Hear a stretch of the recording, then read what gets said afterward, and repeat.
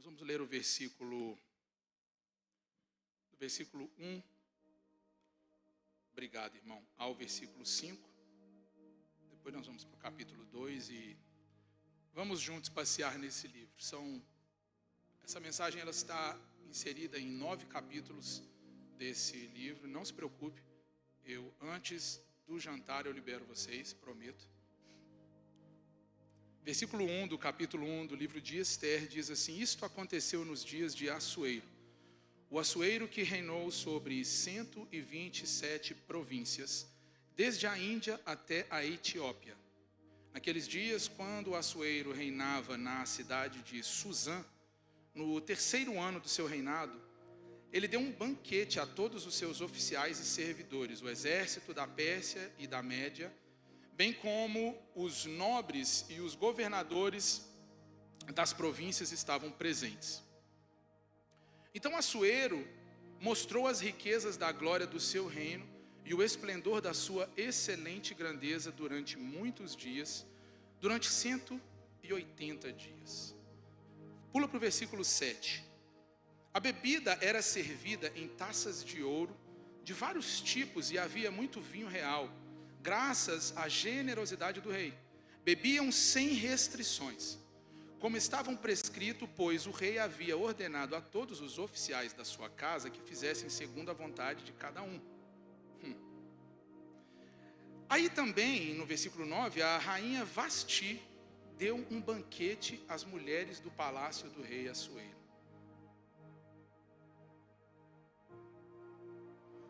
Vai comigo para o versículo 20. 19. Se for do agrado do rei, que ele baixe um decreto real, e que se inscreva nas leis dos persas e dos medas, e não se revogue, que Vasti, a rainha, fique proibida de comparecer à presença do rei Assuero, e que o rei dê o reino dela a outra que seja melhor do que ela. Amém? Vai comigo para o capítulo 2. Deixa sua Bíblia aberta. Eu quero trazer para vocês o desejo que eu teria de ler todos os capítulos desse livro, que ele é simplesmente cativante e incrível. O que o Espírito de Deus começou a falar conosco a partir dessa leitura foi muito forte, a ponto da gente não conseguir parar. E eu entrei mais e mais, o Espírito falava mais, e eu falei, não, eu preciso liberar esse pessoal antes da janta. Então deixa eu tomar só 3 horas e meia. Pode ser, Bruno? 3 horas e meia, 4 horinhas? Você é amigo. Gente, o Bruno é meu brother de New Jersey. Vamos aplaudir a vida do Bruno? Eu amo a vida dele. Ele veio lá de Palm Coast só para o culto, irmão. É longe, irmão. É 1 hora e tanto de viagem. Só que nós estamos acostumados a andar 1 hora toda hora para tomar café, né, irmão? Então, isso é normal.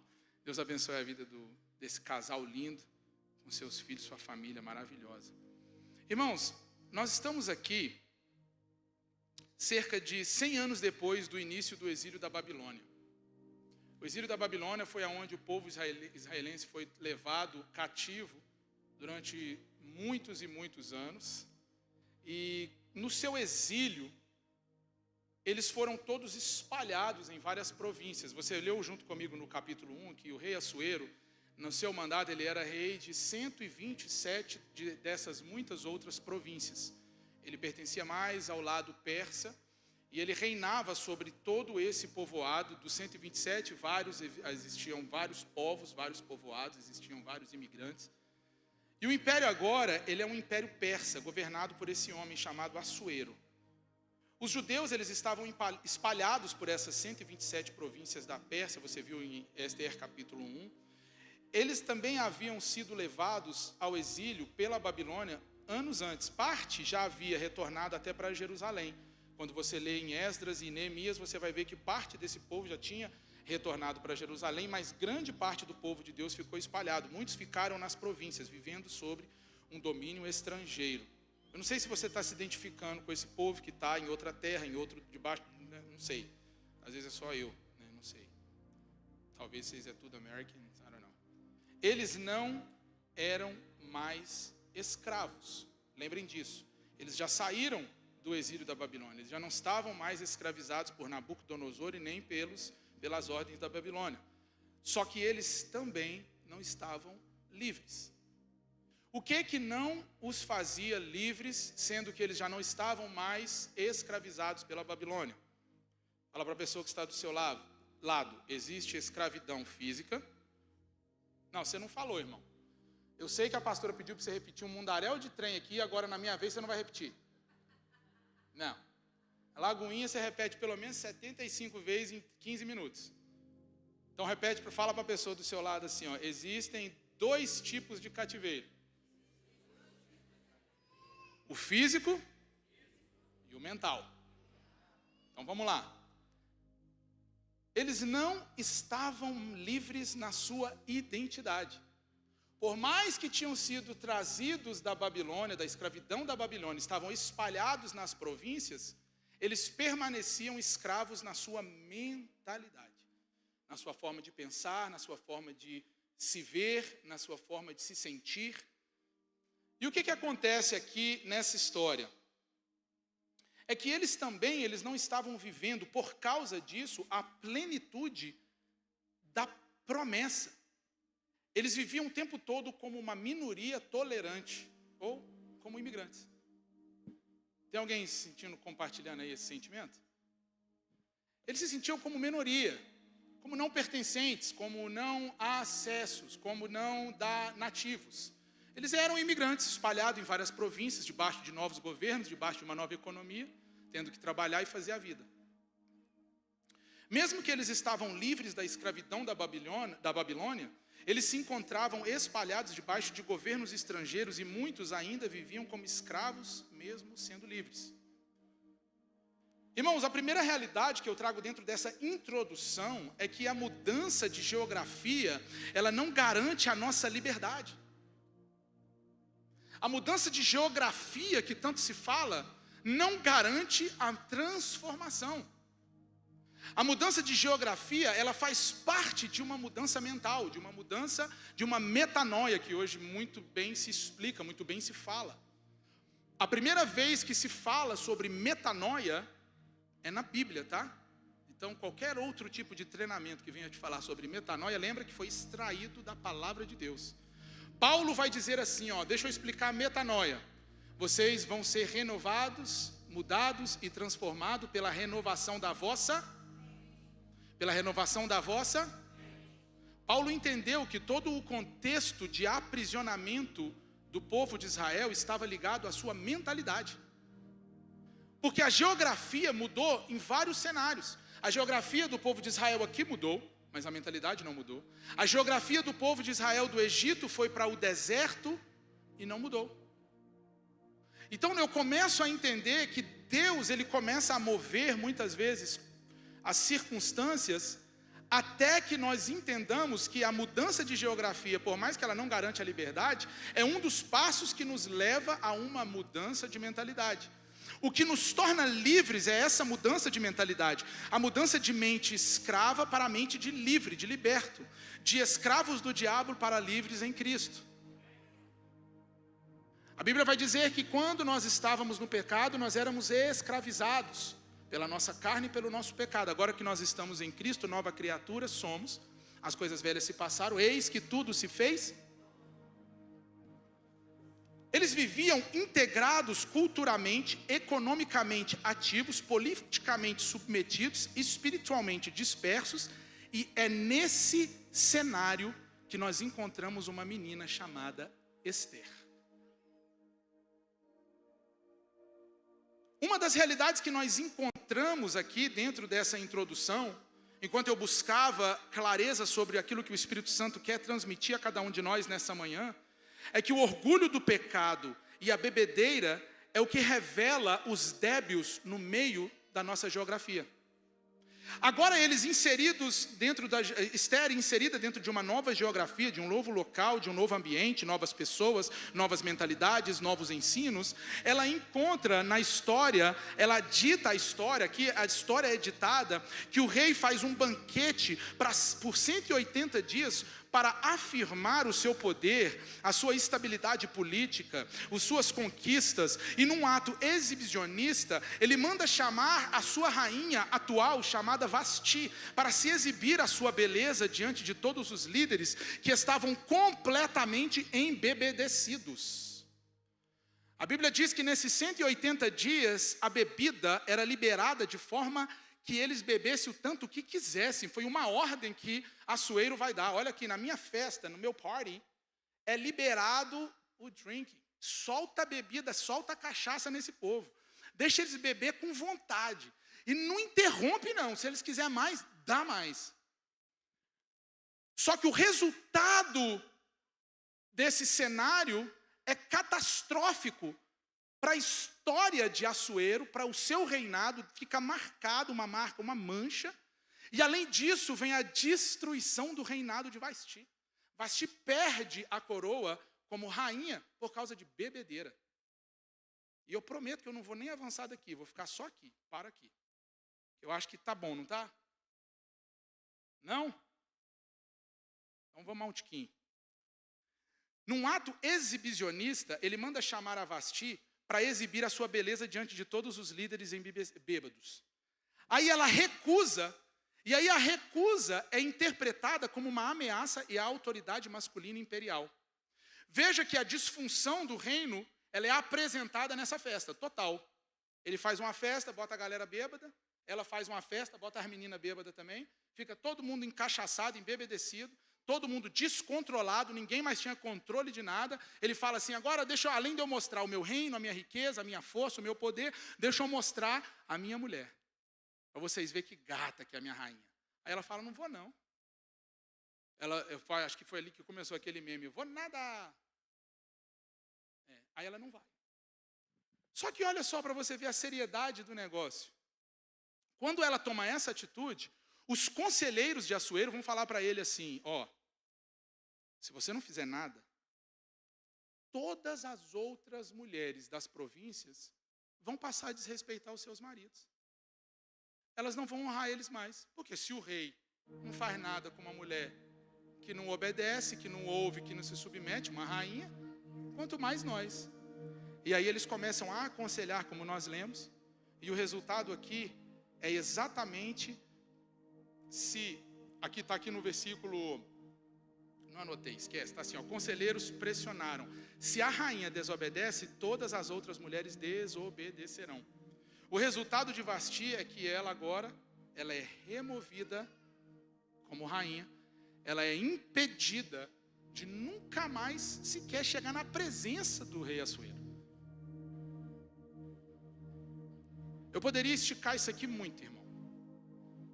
Porque isso é só a introdução, não estou pregando, só estou introduzindo, mas isso aqui saltou. O Espírito Santo falou, você tem que falar. Eu falei, não quero, mas ele fala. Porque existem atos que nós tomamos dentro do nosso reinado, que podem ser catastróficos para nossas rainhas. Existem atos que nós tomamos como rainhas, que podem ser catastróficos para o reinado dos nossos reis. Eu preciso que como primeiro ato dessa mensagem, como primeira realidade, nós venhamos a refletir em qual é o estado que o meu reinado está. Como está o alinhamento da minha casa? Quais são as bebidas da minha mesa? O que os meus filhos participam na minha casa?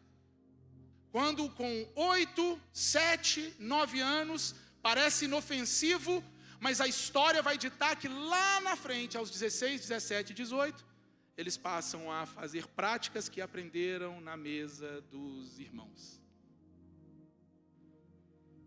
Eu preciso entender que a Bíblia é muito clara quando ela traz um direcionamento em que a liberdade em Cristo é uma escravidão voluntária.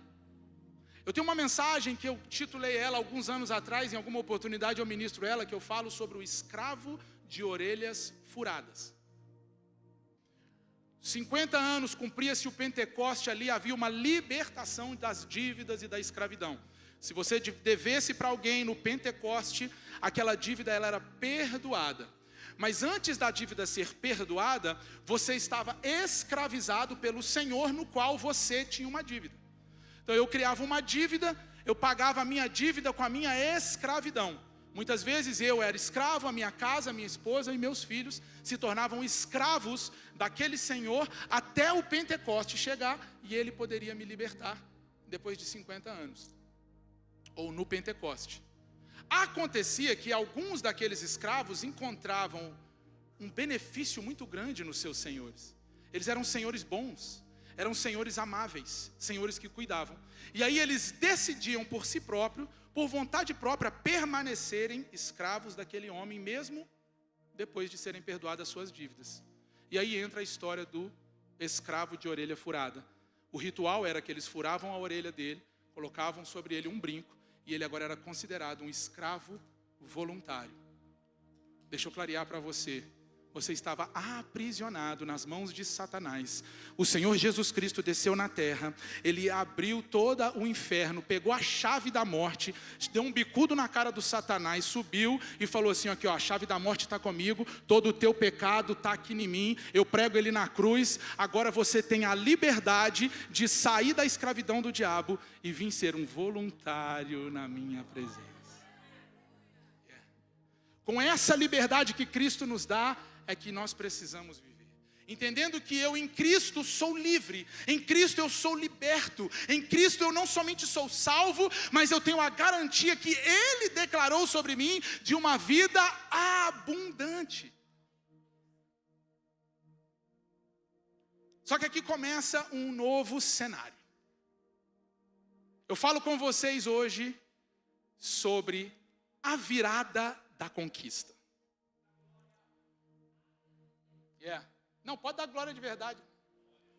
Porque hoje você vai sair daqui, irmão, equipado para vencer qualquer batalha que chegar diante de você em nome de Jesus. Capítulo 2 que eu pedi para que você abrisse, vem comigo. Vocês falaram que gostam de ler Bíblia, então vamos ler Bíblia? Depois disso, o rei Assuero, versículo 1. Perdão, estou no capítulo 3, é o 2. Depois disso, quando a raiva do rei Assuero já tinha se passado, eu imagino que ele deve ter ficado com raiva, né, irmão? Sei. Ele se lembrou da rainha Vasti, do que ela havia feito, e do que ela havia sido decretado contra ela. E aí os servos do rei, que o serviam, lhe disseram, ô rei, que procurem-se moças virgens, de boa aparência para o rei. Que o rei nomeie comissários em todas as províncias do seu reino. Que reúnam todas as moças virgens de boa aparência ao harém da cidade de Suzã, sob os cuidados de Hegai, eunuco do rei, guarda das mulheres, e que se dê a elas os produtos de beleza que desejam. Olha a mulherada dando glória a Deus, sentindo-se dona da Sephora. E que dê a elas todos os produtos de beleza que elas desejam. Meu Deus, tem mulher já grifando esse versículo para mostrar para o marido. Eu estou vendo. Olha só, versículo 4. A moça que cair no agrado do rei, essa reine no lugar da Vasti. O rei concordou com isso e assim ele fez. Ora, na cidade de Suzã havia um judeu. Vem comigo. O nome dele era Mordecai, filho de Jair, filho de Simei, filho de Quis. Ele tinha sido levado de Jerusalém com os exilados que foram deportados com Jeconias, rei de Judá, a quem Nabucodonosor, rei da Babilônia, havia levado para o exílio. Versículo 7. Mordecai havia criado Radassa, fala comigo, Radassa, que é Esther, fala comigo, Esther. Ela é filha do seu tio, que era órfã de pai e de mãe. Rapaz, a menina era órfã de pai e de mãe. Então, olha só, a jovem, ela era bonita e formosa. Fala comigo, formosa. Depois que o pai e a mãe dela morreram, Mordecai a adotou como filha.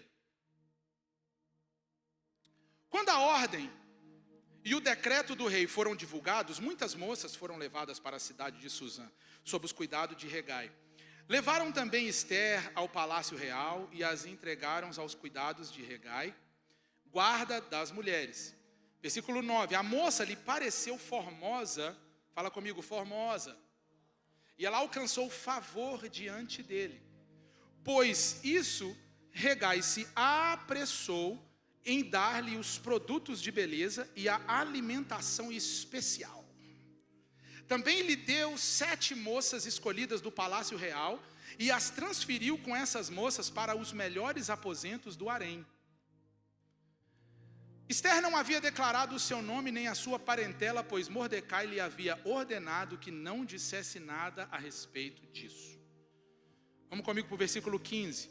Quando chegou a vez de Esther, filha de Abiail, tio de Mordecai, que tinha adotado como filha, ela não pediu nada além do que Hegai, eunuco do rei, guarda das mulheres, lhe havia aconselhado. E aí Esther alcançou favor de todos os que a contemplavam. Versículo 16, assim Esther foi levada ao rei Assuero, ao palácio real, ao 10º mês, que é o mês de Tebete, no 7º ano do seu reinado. E aí o versículo 17 vai dizer, o rei amou Esther mais do que todas as mulheres, e ela alcançou diante dele favor e aprovação mais do que todas as outras virgens. E o rei pôs a coroa real na cabeça dela e a fez rainha no lugar de Vasti. Uau! Incrível! Meu Deus! A improvável com uma identidade definida em Deus é a primeira realidade que eu quero falar com você nessa manhã. A improvável com a identidade definida em Deus. Esther é o nome hebraico, Hadassah, que é um símbolo de restauração. É muito importante que você entenda isso. O seu nome hebraico era restauração. Qual era o nome hebraico dela? Qual era o nome hebraico da Esther? Restauração. E o nome persa dela era Esther, que quer dizer estrela. Oh, Jesus, me ajuda. Restauração e estrela. Faz algum sentido para alguém aqui nessa manhã? Porque eu não sei se você está entendendo o que está sendo transmitido aqui nesse lugar. Eu estou sentindo um arrepio forte aqui, um fogo de Deus nesse lugar, irmão. Eu estou me segurando para não plantar bananeira e não passar vergonha. Ela era da linhagem de Benjamim, quem sabia disso? Ela era uma judia, mas ela também era órfã de pai e mãe. Ela também foi criada por o seu primo mais velho, chamado Mordecai. Ela também, Mordecai, ele também era descendente daqueles que foram levados ao exílio da Babilônia. Então isso automaticamente a fazia ela também ser escrava. Judia, órfã de pai e mãe, escrava, exilada da Babilônia, criada pelo primo mais velho. Irmão, eu não consigo ver nada disso nessa menina. Por mais força que eu faça, eu olho para a vida da Esther, eu olho para os atos, eu olho para ela, eu não consigo ver essa menina. Porque eu não sei você, irmão, mas se eu fosse órfão, se eu fosse escravo, se eu fosse largado, criado pelo meu primo, vindo do exílio da Babilônia, imigrante, numa terra que eu não conhecesse, num reinado onde o rei faz festa de bebida e cachaça, e onde que a rainha tinha sido expulsa há mais de 4 anos, ele reinava sem rainha. Macho, eu ia estar desesperado. Olha só, eles não eram nobres, eles eram sobreviventes. Eles viviam em Suzã, provavelmente numa comunidade judaica integrativa, exercendo comércio ou funções civis, vindo de um povo Yes, aí. Mas uma coisa diferenciava aquela casa. Ela não tinha títulos importantes, ela não tinha sobrenome relevante, ela não tinha estrutura, mas ela tinha valores, ela tinha perseverança, ela tinha princípios, ela tinha formação de caráter, ela tinha submissão e ela tinha sabedoria. E eu poderia pregar para você sobre todos esses itens, mas eu não vou. Eu quero que você venha comigo no versículo 7, diz que ela era formosa de aparência. A palavra hebraica usada aqui, ela envolve não somente a beleza exterior da menina, porque Esther de fato era uma menina muito bonita, muito formosa, mas a Bíblia está falando sobre uma graça que ela carregava, sobre um favor, sobre uma delicadeza, sobre um encantamento natural que ela carregava. A Bíblia vai dizer que aonde essa menina, Patrícia, passava, o povo ficava encantado com ela. Não se esqueça de quem eu estou falando da órfã, eu estou falando da exiliada, da marginalizada aí, da marginalzinha. Melhorou? Saiu. Eu estou falando dela, da criada pelo primo. Tem gente que fala que é pelo tio, mas está tudo certo. Primo ou tio, ele era o primo mais velho, e para algumas culturas ele era considerado tio. Está tudo certo. O importante é que ela não foi criada pelo pai e pela mãe. Ela foi criada por um primo. Mas dentro dela foi inserido valores, princípios que foram imutáveis. Eu vejo Esther entrando na terra. Olha só, no hebraico aparecem duas expressões diferentes que vão relatar sobre ela. Olha só, a primeira expressão, quando fala assim, menina formosa, vai ser Yefat Toar. Se eu falo hebraico, Yefat Toar, que quer dizer forma, estrutura e porte. Refere-se a uma estrutura, a uma presença, a uma postura física harmoniosa. Não é só a beleza dela, é o alinhamento, é a apresentação, é a presença dela que comunicava ordem. Quando Esther chegava com sua pequenez, com sua humildade, com a sua beleza física, ela não apresentava só isso, ela apresentava ordem. Ela apresentava uma presença que cativava os outros a quererem se tornar melhores pessoas a cada passo da vida. A segunda palavra aqui é Tovat Marer. Essa palavra quer dizer boa e agradável. Aparência, visão é aquilo que se vê. Mas o que significa agradável aos olhos? Mas ela carrega a ideia de que a graça de Deus era visível a partir da presença dela. A doçura dela era perceptível. Aqui está a profundidade, pega isso em nome de Jesus. Ela não era só uma estética, uma mulher troféu, ou aquela rainha que o rei poderia pegar e mostrar para todo mundo, olha que linda. Não, a presença dela gerava ordem, a presença dela gerava alinhamento, a presença dela trazia conforto e direção. Uau, eu sou apaixonado com essa menina. Em hebraico, beleza está associada à harmonia entre caráter e aparência. Vocês vão caminhar junto comigo nessa história por mais alguns minutos. Veja isso aqui, ó. Enquanto o texto diz que ela achou graça, a palavra usada aqui depois é shem. Não é sheim. É shem. Tiruí. A palavra shem quer dizer graça, quer dizer favor e merecido. Atração espontânea. Esther, ela não manipulava, ela carregava shem. Ela não precisava se expor. Ela chegava e o lugar dela estava preparado. Ela não precisava pedir. Ela chegava e as coisas vinham até ela. Ela tinha entendido, quando ela em algum lugar leu, ou ouviu nos seus ensinamentos de valores, que quando ela se posicionasse diante do Deus dela, as suas bênçãos a seguiriam. Ela entendeu isso. Beleza, irmãos, abre porta, mas a graça te sustenta do lado de dentro das portas que Deus abre. Beleza sem graça fica sem graça, irmão.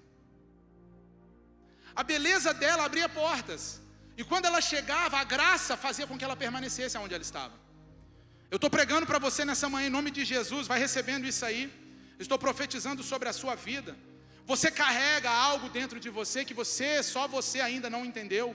O que você carrega é o Espírito Santo de Deus. É a graça de Deus manifesta dentro de você. Aonde você acessa a partir dos acessos que são liberados, talvez pela humanidade, a seu favor, é exatamente a graça que te faz permanecer dentro desses lugares. Os lugares que eu chego e as portas que se abrem, não é somente pela minha beleza, ou pela minha capacidade, ou pelo meu talento. Na verdade, nada disso faz sentido sem a graça graça do Senhor, é a graça que me coloca no lugar certo, na hora certa, com as pessoas certas, é a graça que me mantém no lugar da bênção, é a graça que me proporciona alcançar as vitórias liberadas da parte de Deus sobre a minha vida. As conquistas da virada acontecem a partir da graça. Esther carregava isso.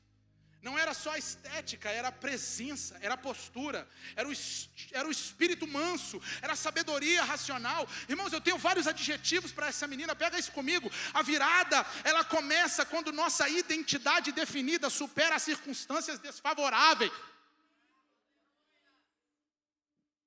Eu vou falar de novo para ver se mais gente dá glória, porque eu estou profetizando sobre a sua vida, irmão. Eu estou falando sobre as viradas da conquista. A virada da conquista, ela começa a acontecer quando nossa identidade definida supera as circunstâncias desfavoráveis. Quando a nossa identidade definida superam as circunstâncias desfavoráveis. Não foi a orfandade que impediu ela de ser quem ela era. Não foi a escravidão que impediu ela de ser quem ela era. Não foi o exílio da Babilônia que impediu ela de ser quem ela era. Não foi ser criada pelo primo que impediu com que ela adquirisse princípios, valores, propósitos e missão. Por quê? Porque havia graça sobre a vida dela. As circunstâncias desfavoráveis, elas não são nada em comparação à bênção e à graça de Deus. A Bíblia vai dizer no versículo 9 que o eunuco Hagai achou ela formosa. Os oficiais viram graça nela. E aí finalmente o rei, no versículo 17, não foi somente a beleza dela, mas foi o favor sobrenatural de Deus que leva ela a ser colocada como rainha. Pastor, quanto tempo demorou para ela ser? Porque quando tu vai ler, parece que semana passada teve uma festa no barraco, aí eles expulsaram a Vasti. Aí na outra semana o rei sarou da ressaca, que uma ressaca, 180 dias bebendo, é um mínimo uns 2 meses para curar da ressaca. Aí curou da ressaca e falou, agora eu quero outra mulher para mim. Não. A Bíblia vai dizer que no 7º ano do reinado foi quando ela veio. A festa aconteceu no 3º ano, você leu junto comigo. Então 4 anos se passaram para ela se preparar para chegar diante do rei. 4 anos. Por que eu estou te dizendo isso? Porque nós estamos perdendo a noção de que o tempo do preparo é tão importante quanto a conquista.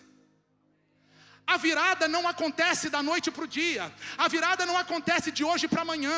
A virada não acontece agora. Não, a virada ela começa a acontecer quando Vasti encheu a cara e foi expulsa do reino. Aí passaram-se 4 anos, tinha uma menina lá na frente. Por quê? Quem sabe de tudo isso, irmão? Como é que esse negócio está ligado? Porque há um Deus que está nos céus olhando e arquitetando todo o trajeto no qual Ele quer liberar sobre a sua vida. A sua estadia na Lagoinha de Jacksonville, hoje pela manhã, não é um acaso, não é uma curiosidade, não é uma visita, não é apenas uma participação, não. É um propósito gerado no coração de Deus, porque existem milhares e milhares de vidas que precisam da graça que você carrega. A virada começa quando nossa identidade é definida, irmãos. Olha isso aqui. O tempo do processo não apaga o propósito e nem o chamado. Segunda realidade.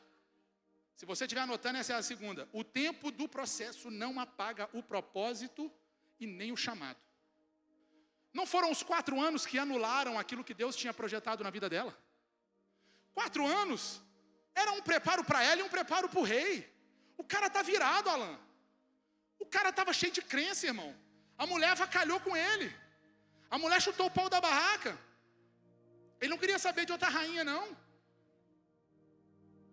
Não, deixa eu falar em português, talvez vocês entendam. Os desafios tinham marcado a vida dele para que ele não voltasse a fazer aquilo que ele tinha que fazer e nem viver o propósito do seu reinado. O inimigo queria destruir o reinado de Assuero. O inimigo queria destruir a vida de Esther. Ele queria detonar com a vida de Mordecai. Ele queria usar a vida do Satanás Amã. Ele queria fazer tudo isso. Ele projetou tudo isso. Ele arquitetou tudo isso. O inimigo fica o tempo todo olhando quais serão as estratégias para me detonar com a vida do Silas e da Camila. Quais serão as estratégias que eu vou detonar com a vida do pastor Masson? Qual que é a estratégia que eu vou usar para pegar a vida da Patrícia e do Rafa? Qual que é a estratégia que eu vou usar para poder detonar com a vida do Cris e da Esther? O inimigo fica o tempo todo fazendo isso. Mas deixa eu te dar uma notícia. Há um Deus que está nos céus, olhando as estratégias do inimigo e falando assim: deixa de ser palhaço, porque cada arma forjada que tu prepara contra os meus, eu uso elas como palco e palanque para exaltá-los.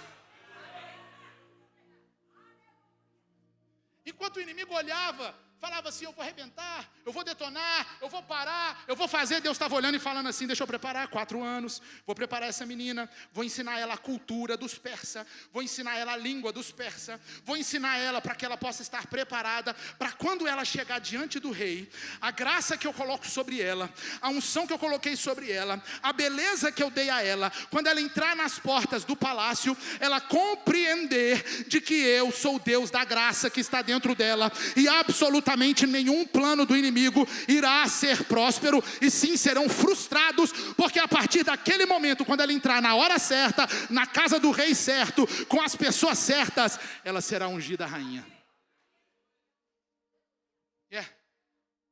Deus, ele não é indiferente naquilo que nós vivemos. Primeiro, o banquete da queda de Vasti, em Esther capítulo 1.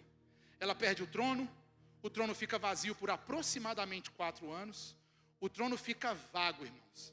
Houveram buscas, houveram campanhas, houveram milhares de acontecimentos, inclusive uma guerra contra a Grécia no período histórico. Houve muito tempo até a chegada de Esther no cenário, só que acima de tudo, houve a espera e o preparo do processo, porque não há propósito sem processo, não há processo sem espera. A improvável rainha, ela não surge da noite para o dia seguinte, ela passa por um processo e ela é preparada durante toda a sua vida para conquistar o trono.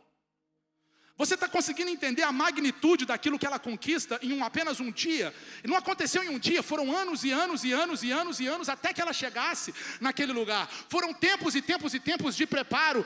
Eu não sei para quem que eu estou pregando nessa manhã, mas parece que está demorando, parece que não vem, parece que o troço está travado, parece que não acontece, parece que a minha hora não chega, eu fico dando voltinha na rodinha, parece que o troço não vai. Ei, Deus está preparando a estrutura para aquilo que Ele quer realizar na tua vida, pelo amor de Deus. Dá um brado de vitória, dá um glória a Deus. O trono ficou vazio, mas houveram buscas, sim, milhares de buscas, mas acima de tudo houve o tempo da espera. Só que o tempo da espera é doloroso. Hoje ninguém quer esperar mais nada. Acho que eu vou parar por aqui.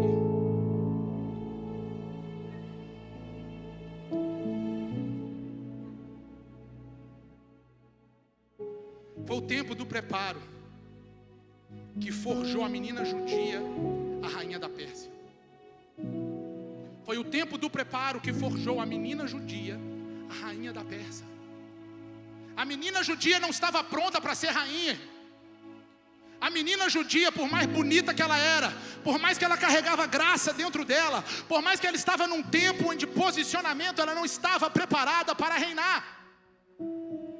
Mas houve um tempo de preparo, de processo que preparou ela para aquele tempo. Vem comigo. 12 meses foram a preparação do último ano antes que ela fosse rainha.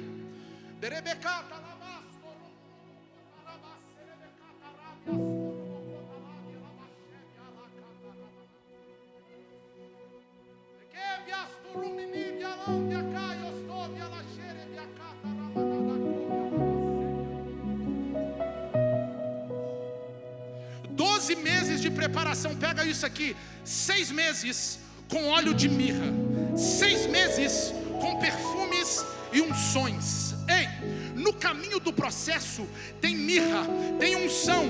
Cada vez que há uma batalha, elas são vencidas, um obstáculo é superado, uma parte do processo é concluída.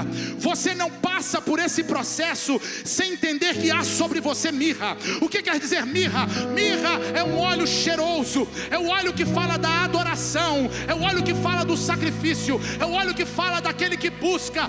6 meses ela passa sendo untada com mirra, mais 6 meses untada com óleos e perfumes.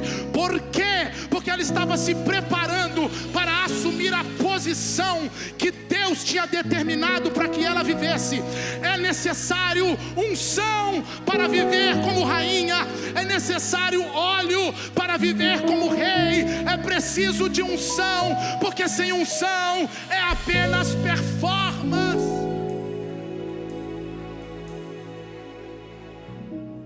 Não adiantava a beleza de Esther, não faria nada, porque Vasti era bonita. Não bastava somente ela ser mulher, porque Vasti era mulher. Não bastava ela estar no palácio, porque Vasti estava no palácio. Mas uma foi rejeitada e a outra foi escolhida. A que foi rejeitada foi por causa da sua performance. A que foi escolhida foi por causa da sua unção.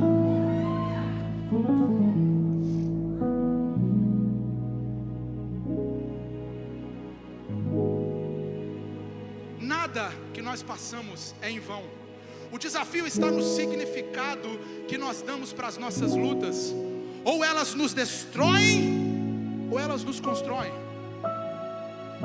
Falava com a minha esposa essa semana, comentamos assim: alguns sentem pesado fazer isso, aquilo e aquilo outro. Falei, certo. Mas e aqueles outros que fazem aquilo e aquilo outro e sentem leve? Porque 2 fazem a mesma coisa. Um sente pesado, o outro sente leve. Como é que é isso, pastor? Me explica. O significado que eu dou para a minha dor, ou ele me destrói ou ele me constrói. Em nome de Jesus, se você não pegar nada nessa manhã, pega isso em nome de Jesus. O significado que você dá para aquilo que você está vivendo, ou vai te destruir ou vai te construir, irmão. Se você entender que lutas vieram para te construir, você vai para cima. Se você entender que o inimigo já caiu por terra, você vai para cima. Se você olhar e entender como a pastora pregou aqui sobre dízimos e ofertas, quantas vezes você acha que nós abrimos a carteira e só tinha o dinheiro do dízimo? Você está achando que a vida aqui foi de repente? Que eu caí aqui em Jacksonville, tá? Compra o livro da pastora, irmão. Você não comprou ainda? Dá uma lida lá. Eu não consigo nem ler aquele livro mais, porque eu vou lá. Toda vez que eu ler, eu vou lá. E não é sobre mim, irmão. É sobre a sua história. Você tem uma história desgraçada que te trouxe até aqui. E por que você está vivendo aqui está pesado? Para, irmão. Ressignifica isso, porque o significado que Esther dava é que por mais que ela era órfã, ela sabia do Pai Celestial que ela tinha. Por mais que ela era escrava, ela sabia que ela era livre em Cristo. Por mais que ela estava como imigrante, ela sabia que existia uma promessa sobre o seu povo. Ei, deixa eu te lembrar nessa manhã, tem uma promessa liberada sobre a sua vida, tem uma promessa liberada sobre a sua casa, tem uma promessa liberada sobre os seus filhos, tem uma promessa liberada sobre essa geração. E eu escolho viver cada palavra liberada da parte de Deus sobre a minha vida, sobre a sua vida, Lagoinha Jacksonville.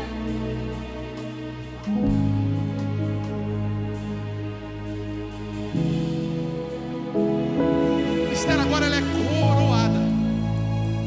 Quando Esther chega diante do açoeiro, ela não pede nada além do que o que Hegai tinha recomendado a ela. Isso é sabedoria de uma rainha. Ela entendeu o ambiente que ela estava vivendo. Ela leu o cenário. Ela respeitou o protocolo. E todas as práticas que ela aprendeu no processo, ela precisou colocar em prática na hora de estar diante de uma das maiores aflições de sua vida e do seu povo.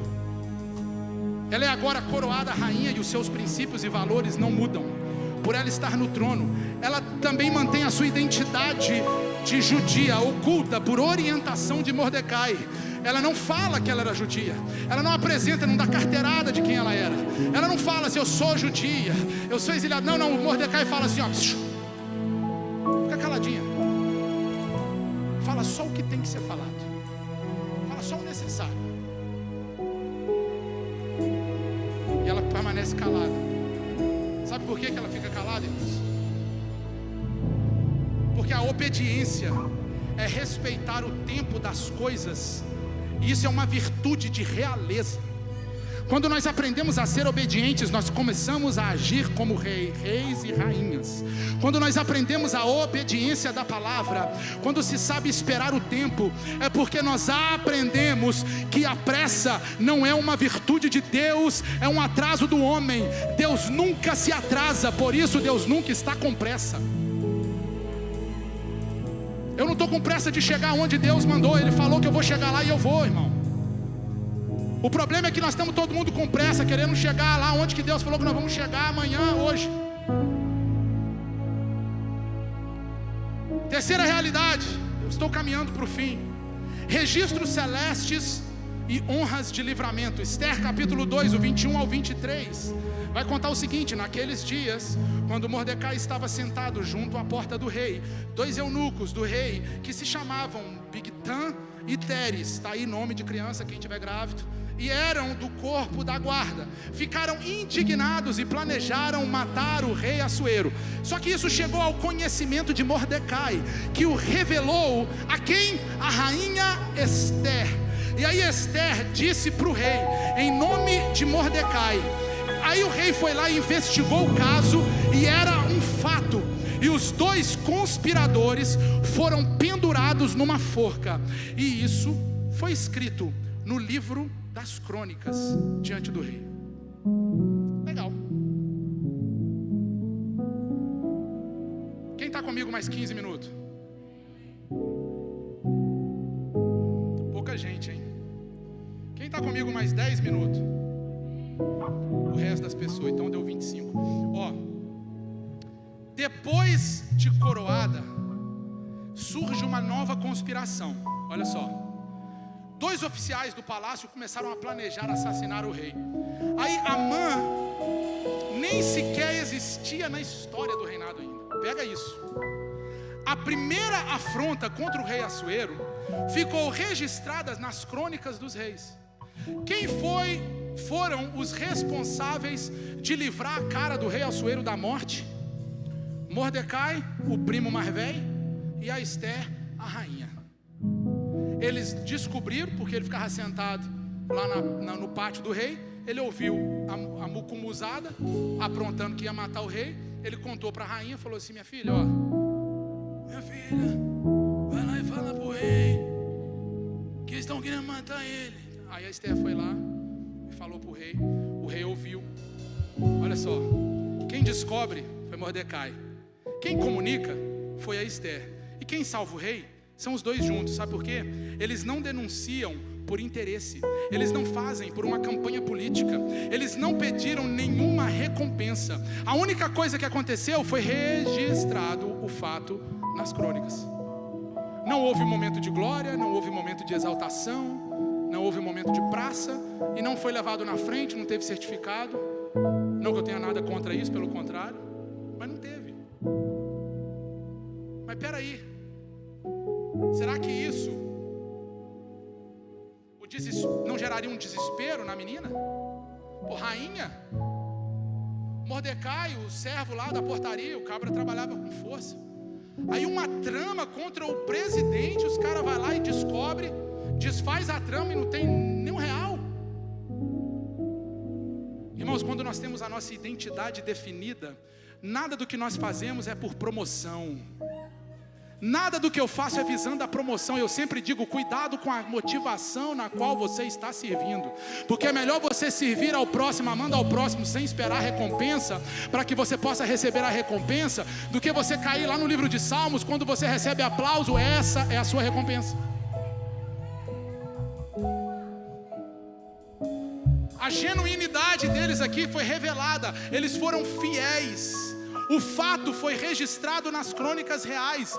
Nada mais aconteceu. Nenhuma promoção, nenhuma medalha, nenhuma honra imediata. Isso não compromete, isso não corrompe quem eles eram. Eles se manifestam firmes em seus propósitos, mesmo sem reconhecimento. Sabe por quê? Pega essas 3 verdades. Primeiro, porque quem tem fidelidade não depende de reconhecimento humano.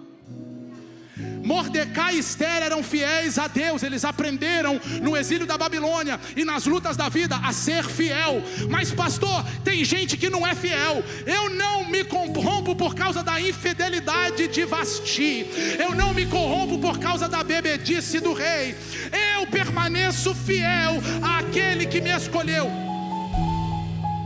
Segundo, identidade e fidelidade definem quem Esther e Mordecai são. E a pergunta é: o que define você?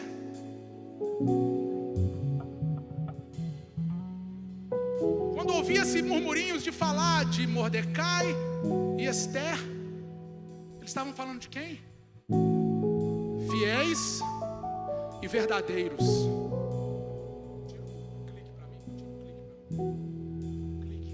Desliga o clique para mim, por favor. Terceiro, nem toda fidelidade gera honra imediata, mas toda fidelidade gera registros nos céus. Ai, meu Deus do céu, eu estou pregando muito para você dar glória de menos. Eu vou falar de novo para ver se você dá glória comigo, irmão. Nem toda fidelidade gera honra imediata, mas toda fidelidade gera registro celeste. O céu registra antes dos homens te honrarem. O acontecimento ficou registrado nas crônicas, mas antes de ir para as crônicas, eles estavam nas visões de Deus. Eles estavam no projeto de Deus. Eles estavam nos planos de Deus. Eles estavam na vontade de Deus. Quando a gente tem a identidade definida, a honra que parecia esquecida para os homens estava guardada nos registros celestiais para o momento certo. A honra errada, irmãos, ela pode te matar.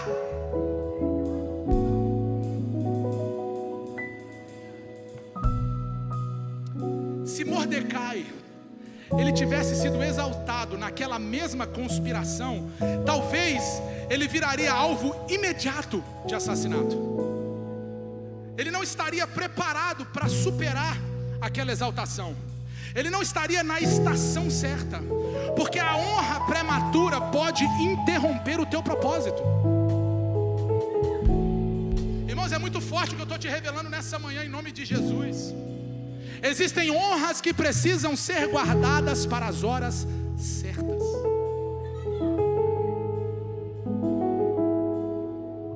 A promoção antes da maturidade é um peso e não um prêmio.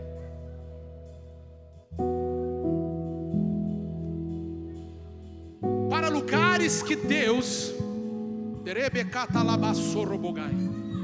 determinou levar você, a honra vai vir lá na frente, porque se ela vier agora, você não está preparado.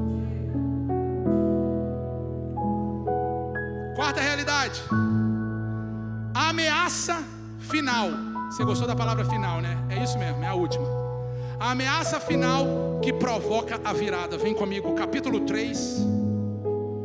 Depois disso, o rei Assuero engrandeceu Amã. Aí apareceu o Satanás, ó. Filho de Emedata. Vou falar da mãe dele, não. Agagita. E o exaltou. E lhe deu um cargo mais elevado do que todos os oficiais que estavam com ele. Ah, pelo amor de Deus, irmão, olha isso aqui. Vem o Satanás, Amã, o demoniado. Aí ele vem, aparece em cena. Quando ele aparece em cena, o rei vai lá e pega ele e coloca ele acima de todo mundo do reino. Ele agora é o cabra-pão, é o bichão. Ele é o bichão. Aí qual foi a atitude dessa honra? Ó, põe num cavalo. Quero montar num carralo.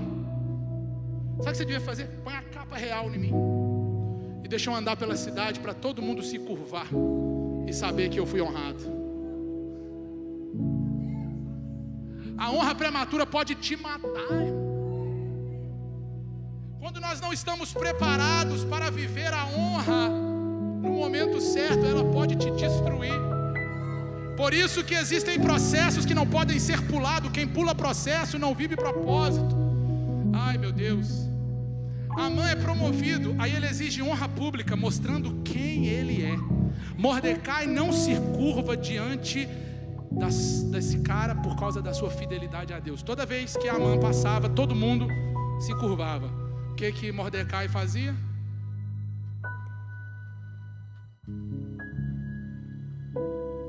Amã não estava nem vendo. Aí foi 2 fofoqueiros, que tem, não sei se você conhece essa raça, existe. Hoje em dia acabou, né? Não tem mais.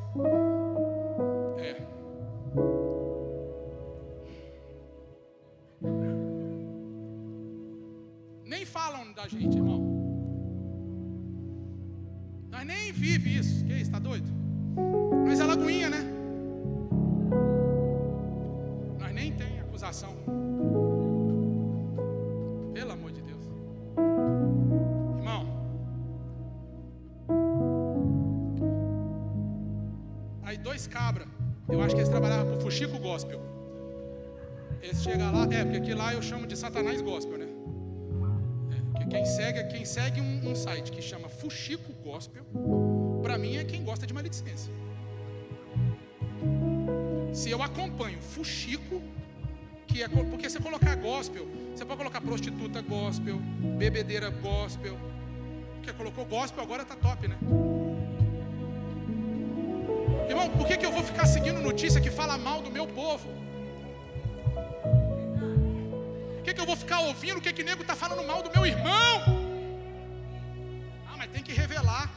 Porque vocês são Deus, né? Mas é Deus. Revelation. Irmão, pega isso aqui em nome de Jesus.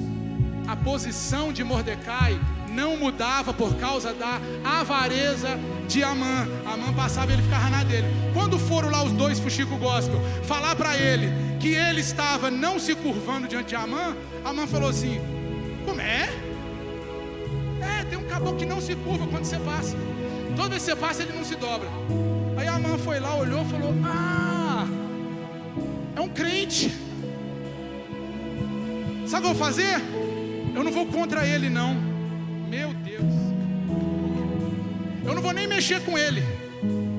Eu vou detonar o povo dele inteiro. Você está pegando comigo aqui, irmão, nessa manhã? Não é o suficiente eu atacar somente lá em cima, não. Eu quero detonar o povo inteiro.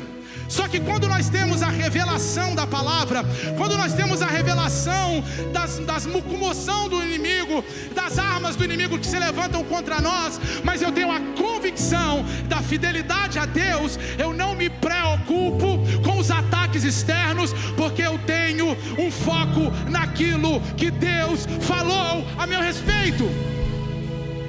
Eu não me dobro, eu sou fiel a somente um Deus. Uma prova, uma nova ameaça agora vai surgir. Amã, ele não quer só destruir Mordecai, ele quer exterminar todo o povo judeu. Ele usa da sua influência para projetar a destruição de todo o povo judeu, por causa de uma agenda pessoal. A honra na hora errada fez com que ele se tornasse o cara mais avarento da sua época. Ei, o inimigo usa de todos os recursos para te eliminar do seu propósito. O que o inimigo quer o que o inimigo não vê, irmão, é que no meio dessa arquitetura, no meio desse processo que ele cria, existe um Deus estratégico que está pronto desde muito antes com um plano muito melhor. Enquanto o inimigo estava planejando, Deus já tinha um plano pronto. Enquanto Satanás se levantava, Deus já estava pronto. Enquanto a arma forjada se levantava, Deus já estava pronto, irmão. Deus, ele estaria indiferente às nossas circunstâncias de hoje? Jamais, ele nunca esteve tão perto quanto agora. Amã conspira contra Deus quando ele se levanta contra o povo judeu.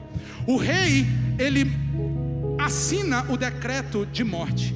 E agora, olha isso, em nome de Jesus eu estou terminando. O povo volta a viver sob decreto.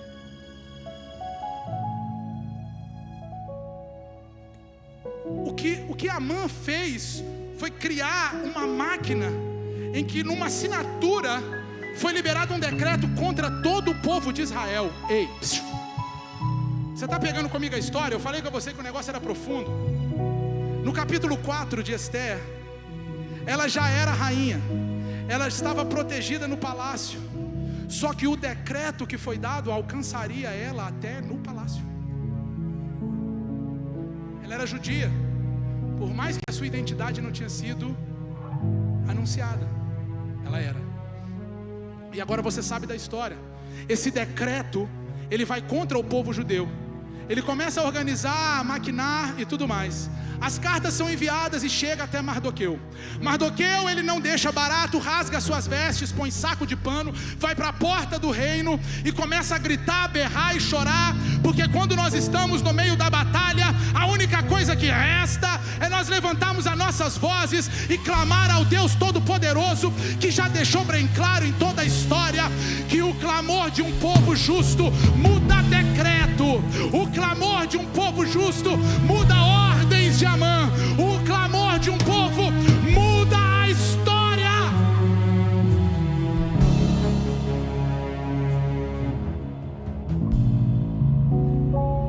Então Mordecai declara para ela assim, ó, menina, capítulo 4, versículo 1.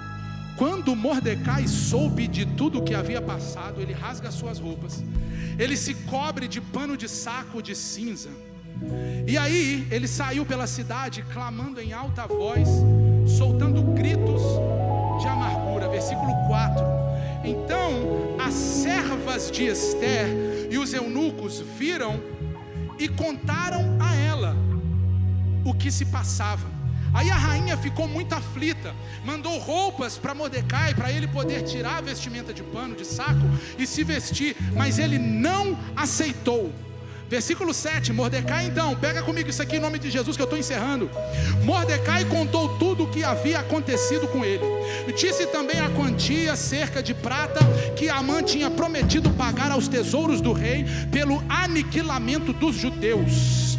Também lhe deu uma cópia do decreto escrito que havia sido publicado em Suzã, ordenando a destruição dos judeus. Mordecai pediu a Ataque que mostrasse a cópia a Esther, e aí ela pudesse dar tudo um fim, a fim de que ela fosse falar com o rei e lhe pedisse misericórdia, e na sua presença lhe suplicasse pelo povo dela. Aí Ataque voltou, versículo 9, e transmitiu a Esther as palavras de Mordecai. E aí então Esther falou a Ataque e mandou que ele entregasse a seguinte mensagem a Mordecai. Pega isso, versículo 11. Todos os servos do rei e o povo das províncias do rei sabem que, para qualquer homem ou mulher que sem ser chamado entrar no pátio interior para falar com o rei, não há outra sentença que não a de morte, a não ser que o rei estenda para essa pessoa o seu cetro de ouro, para que ela viva. E eu, nesses 30 dias, não fui chamada para comparecer diante do rei. Irmãos, versículo 12, essas palavras de Esther foram transmitidas a Mordecai. Então Mordecai pediu que lhe respondesse a Esther o seguinte: ei, menina, não pense que por estar no palácio real, você será a única entre todos os judeus que conseguirá escapar. Porque se você ficar calada agora, de outro lugar virá socorro e livramento para os judeus, mas você e a casa do seu pai perecerão. Mas quem sabe se não foi para essa conjuntura ou para essa hora com que você está aí elevada na condição de rainha, que você foi escolhida. Chega o momento de Deus revelar a razão do propósito. Quando Mordecai olha para ela e ela fala assim: meu primo, se eu chegar diante do palco do rei, do palácio do rei, e ele não estender o cetro de ouro, eu morro. Mordecai virou para ela e falou assim: tu está morta de qualquer jeito, amiga. Tu é uma morta viva, o decreto foi dado e assinado pelo rei. Só que o que você tem que entender é que o propósito que você carrega não é para que você viva no palco, no palanque ou no palácio. É para que a partir do palco, do palanque, do palácio, você possa transbordar aquilo que Deus colocou dentro de você, trazendo livramento, trazendo restauração, sendo uma estrela nesse mundo obscuro. Pega isso, versículo 15. Então Esther pediu que levasse a Mordecai a seguinte resposta. Se você não der glória dessa vez, eu vou começar a pregar de novo.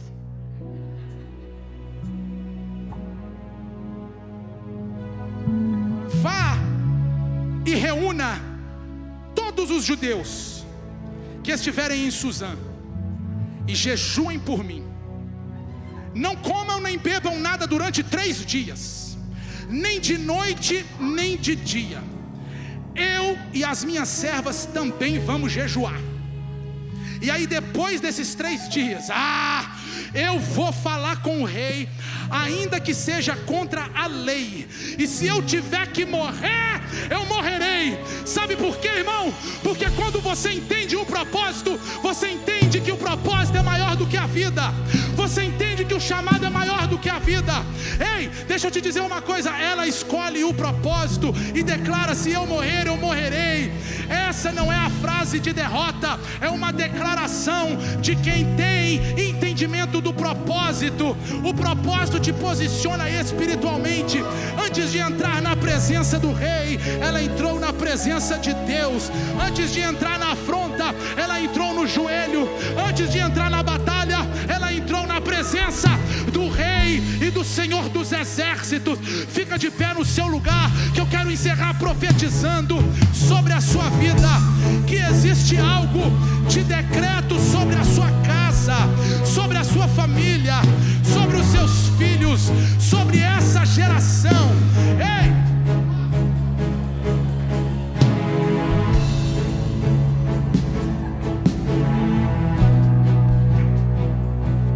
Deixa eu profetizar sobre a sua vida. Quando Esther entendeu o propósito, tudo fez sentido.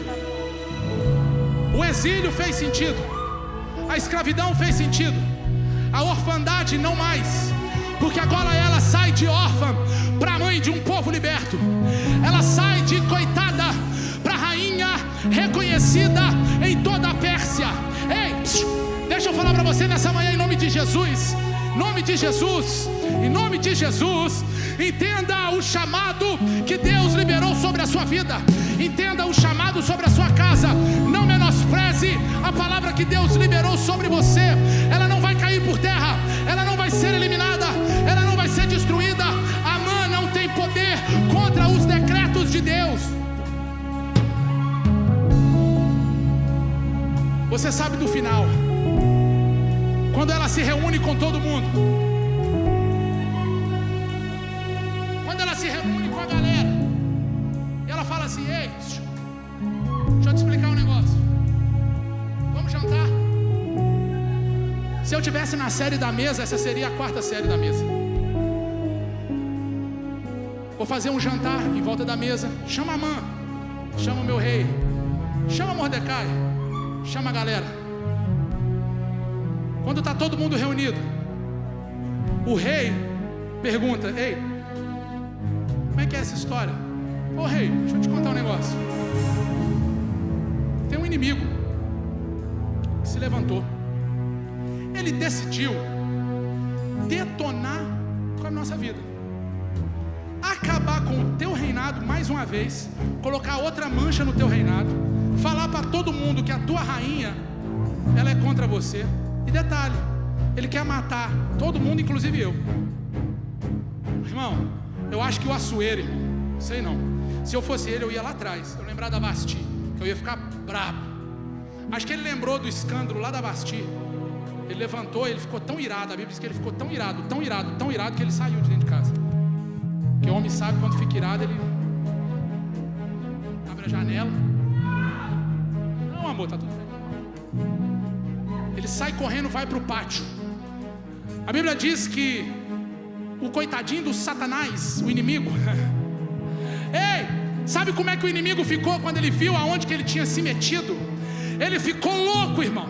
Amã pirou o cabeção e começou a rodar lá, e implorar: pelo amor de Deus, Esther, não me deixa morrer. Pelo amor de Deus, Esther, me ajuda. O rei está bravo demais, ele vai acabar com a minha vida. Ei, as armadilhas que o inimigo montou contra você é exatamente o lugar aonde ele será eliminado. Quando o rei volta, ele olha e fala assim: ei, manda esse moleque daqui, tira esse babaca daqui, porque eu vou dar um novo decreto. Ei, mas o decreto dos Medos e do Pérsia não poderia ser mudado, já havia um decreto assinado. Ah, não pode mudar não? Então peraí, deixa eu te falar um negócio. Existe um povo que está jejuando há 3 dias, existe um povo que está orando há 3 dias, existe uma casa que busca o Senhor dos Exércitos, que libera decreto, que muda decreto, que dá decreto, que faz decreto, que liberta vidas, que salva vidas, que cura vidas. Ele não é apenas um rei qualquer, mas ele é o rei, autor dos céus e da terra e de tudo que há debaixo da terra. Ele é o Senhor do universo, ele é o Senhor de todas as coisas, e é ele que me deu a autoridade para dar um novo decreto. Qual decreto é esse? O decreto é: dê a Amã aquilo que ele merece, dê a Satanás aquilo que ele merece, dê ao seu inimigo aquilo que ele merece. O que é? Vai morrer na forca que ele preparou contra você. E aí, os mesmos fofoqueiros que traziam a notícia para Amã de que Mordecai não se curvava, foi os mesmos que virou para o Amã e falou para ele assim: tu vai morrer enforcado na forca que tu mandou nós fazer. Porque quem anda com traidor é traído por traidor. Quem senta na mesa de traidor é traído e é traidor. Ei! Deus libera um decreto nessa manhã. Vamos lá, Guinha, nós vamos adorar o nome de Jesus. Deus libera um decreto nessa manhã: que toda arma forjada contra você começa a ser destruída nessa manhã. O decreto agora é novo. Ah, mas o decreto Medo-Pérsia não pode ser mudado. Deus dá um novo decreto. Eu vou matar aquele que deu o decreto contra você, tirar do seu caminho, porque existe um propósito maior a ser cumprido. Existem portas a serem abertas, existe uma cidade a ser conquistada, existe um país a ser inflamado, existe uma geração que se levanta nessa manhã, nesse início de tarde, com um novo propósito, uma nova visão, uma nova mentalidade para dizer: eu não me misturo